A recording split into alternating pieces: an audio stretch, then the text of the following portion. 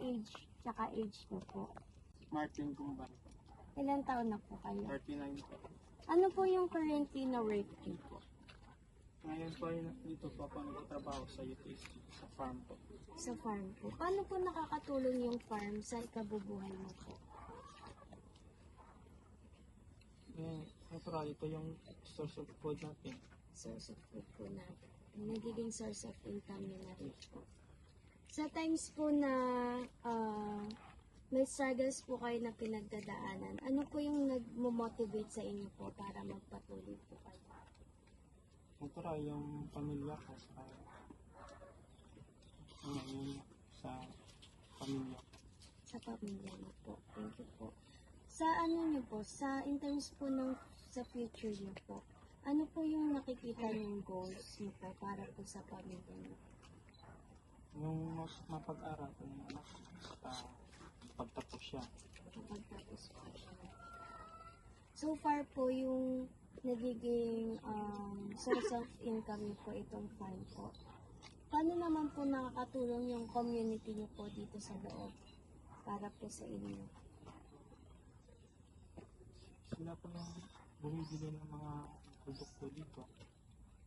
Nakakatulong din sa kanila kasi yung mga harvest namin dito mas mura kaysa labas. Saka yung ibang tanim ko dito is organic farming po. Okay po. Thank you po. Ayan, thank you very much po kuya. Meron lang po kami ibibigay na, hindi naman po masyadong malaki, pero hope po kami na sana po makatulong po sa inyo ng kahit konti na lang. Nago. Sinago. Okay.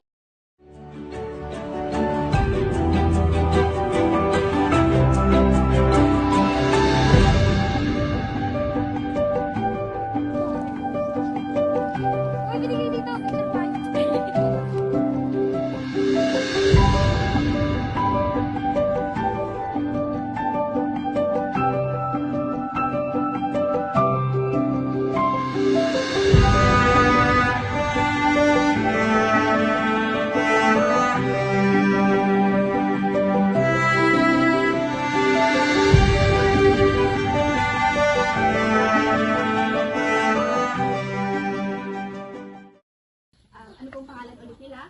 Edilisa Amigo. Tapos yung age ko? 14. Ano po yung lahat po ng anak nag-aaral? And ano po yung work ng husband? Sa garbage collector. Thank you po. And gaano po siya katagal sa work ngayon? Almost 13 years. 13 years. Okay, thank you po. Ay, Kasi kung wala yun, kulang talaga. Kung ang aasahan ko lang ay yung binibigay sa amin sa church, yun ay para lang talaga sa pag-aaral ko dito. So, hindi pa rin pwede kung wala yung support niya. so sa tanong naman ng iba.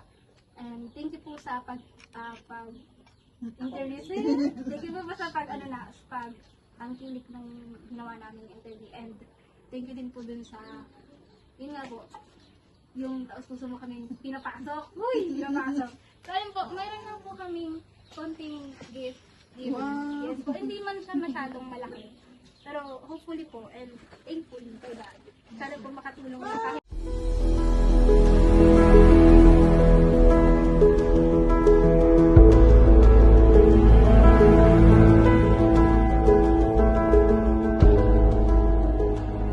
Thank you so much. Thank you. Part ng inyong culminating activity po namin about sa subject po namin ng Life and Works of Rizal. Naghahanap po kami ng mga tao na pwede namin tulungan. Kahit mga konting tulong lang po. part ng inyong community. Very much Yun po ang sa buhay ng pastor. Thank you, thank you. Thank you so much. Ipagpatuloy niyo kasi marami kayong matututunan. Hopefully na meron kayong natutunan kahit sa simpleng interview. Nalaman nyo na hindi basta ang buhay ng isang pastor. Merong, akala natin, pag titingnan natin, talagang ang sarap ng buhay ng pastor. Hindi lahat. Pero masaya. Yun yung maganda.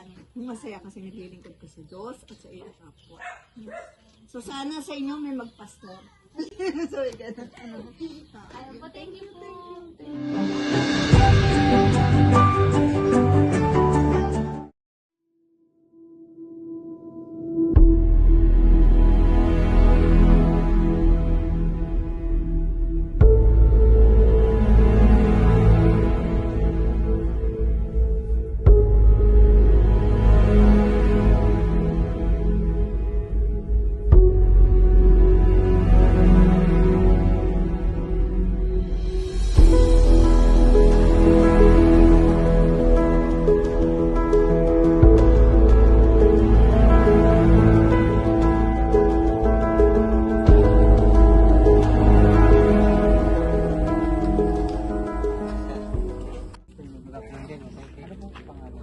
Johnny Casimiro, caretaker ako ng mga retired pastor.